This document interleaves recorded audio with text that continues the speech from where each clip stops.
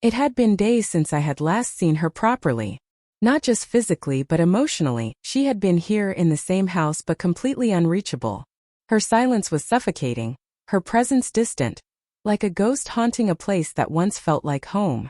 I tried to reach out, to talk, to understand what had caused this sudden withdrawal, but she had shut every door. Calls went unanswered, texts were ignored, and every attempt I made was met with cold detachment. I spent those days alone with my thoughts, replaying every argument, every slight, every hint I had missed along the way. The memories of our early years, laughter, shared secrets, warm touches, felt almost unreal now, a stark contrast to the hollow distance that had grown between us. Each passing hour deepened the void, and I began to feel the weight of a relationship slipping through my fingers. Then finally she returned. She walked through the door with her usual grace, carrying herself as though nothing had happened. The suitcase in her hand was heavy, but nothing compared to the invisible weight she brought with her. The days of absence, the cold shoulder, the silent treatment. She expected something from me, I could see it. A smile, a hug, perhaps even laughter, as if those days of ignoring me hadn't existed. I didn't respond immediately. I let her settle, let her think she had somehow regained control, that her absence had gone unnoticed, that I would greet her with open arms. But I wasn't the same man who had watched her walk away in silence. Something inside me had changed over these days. A clarity, a focus, a resolve I hadn't felt before. She noticed my quiet, the intensity in my eyes that had always held her attention, though she had ignored it for days. "Hey," she said lightly, attempting casualness, but her voice faltered. I didn't answer. I simply waited. My mind was replaying every moment of her absence, every unanswered text, every cold night spent wondering why she had pulled away. Finally, I broke the silence. I looked into her eyes, searching for any trace of the woman I had loved, any hint of warmth or remorse. And then I asked, my voice calm but heavy with all the emotions I had bottled up over these days, "Why now?" The question wasn't just about her return. It was about the days she had chosen to ignore me, the emotional distance she had imposed, and the trust she had fractured. It was a simple question, yet loaded with all the weight of betrayal, hurt, and the longing for answers that had kept me awake for nights on end. Her eyes widened at my question. "Why now?" I repeated, letting the silence stretch just long enough for her to feel the weight of those 3 words. She opened her mouth, then closed it again, searching for the right excuse, the right lie, the right way to soften the blow of her absence. But no words could erase the days she had vanished, leaving me alone in our home, in our life, questioning everything. I just needed some space," she said finally, voice trembling. I wasn't thinking about you." I shook my head slowly, not out of anger but out of disbelief. "Not thinking about me?" I echoed. 3 days. 3 entire days where every text I sent, every call I made, every moment I waited by the door went unanswered. "You weren't thinking about me?" Her shoulders slumped, guilt flashing across her face. She took a tentative step closer, as if proximity could undo the hurt she had caused. "I just needed to clear my head to think," she whispered. "But at what cost?" I asked, my voice low but unwavering. "Do you realize what it feels like to be ignored, to be treated as though you don't exist, as though your presence, your love, your patience are meaningless?" Her tears fell freely now, and I could see the panic in her eyes. She wanted to reach out, to touch me, to apologize, but I didn't move. I let her feel the gravity of her choices. "This isn't just about needing space," I continued.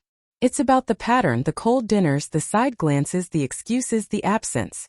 You've been distant for weeks, and these days of ignoring me are just the latest chapter." I could see the realization hitting her, the understanding that her absence had consequences, that her emotional distance was a breach in the foundation of everything we had built together. She wanted to argue, to explain, to make me forgive her, but I stayed calm. This wasn't about revenge. It was about clarity, truth, and the painful acknowledgement that some gaps can't be bridged without honesty and accountability. I took a deep breath and leaned back, letting my words settle in the room like weighty silence. "If we are to move forward, if we are to have any chance of rebuilding trust, you need to answer me honestly. Why now? Why come back after leaving me to wonder, to hurt, to question everything we have?" Her lips quivered. She wanted to say something profound, to convince me that love alone could fix what had been broken. But deep down, she knew words alone weren't enough. The days of absence had already written their mark, and now it was time for truths to be faced. She sat across from me, silent, her gaze dropping to the floor. I could see the struggle in her eyes, the mix of guilt, fear, and the desperate wish that everything could go back to how it was. But some moments once lived cannot be undone. The 3 days she had chosen to ignore me were not just a lapse. They were a mirror reflecting years of unspoken frustrations, unmet needs, and emotional distance that had grown between us. I took a deep breath, steadying myself. "Claire," I said softly but firmly, "it's not just about the days you walked away. It's about what those days represent. They represent how little you considered my feelings, my presence, my love. And I can't pretend that this doesn't matter." Her shoulders shook as she began to speak, tears streaming freely. "James, I didn't realize." "You didn't realize?" I interrupted gently. "You didn't realize that love isn't only about being physically present? That trust, respect, and consideration matter more than a casual return after days of absence." She nodded, choking back her sobs. I could see the sincerity in her remorse, but remorse alone couldn't erase the hurt. Love is action, not intention. And her absence had been felt in every corner of the home, in every quiet night spent wondering if she would come back, in every unanswered message that piled up like stones on my chest. Over the next few days, I made decisions from my own heart. I needed space to process, to rebuild my sense of self outside of the constant anxiety of her unpredictability.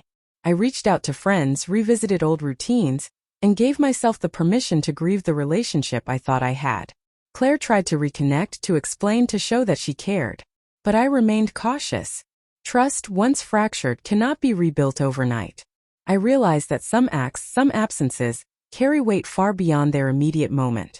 Her choice to ignore me wasn't merely a mistake. It was a reflection of the growing divide between us, a gap that words alone could not repair. And in that realization I found clarity.